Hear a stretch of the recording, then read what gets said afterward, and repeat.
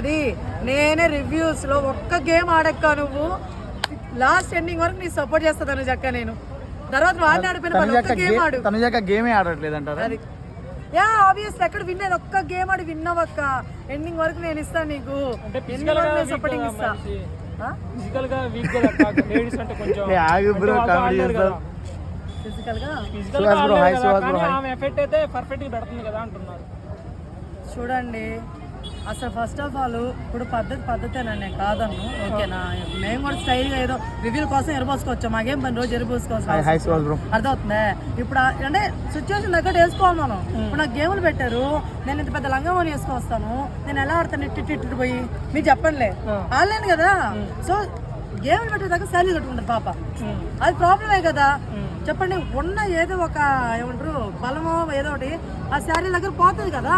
ఆ సర్దుకుని మనం సర్దుకున్నప్పుడు ఎట్లా ఆడతాం గేమ్లలో?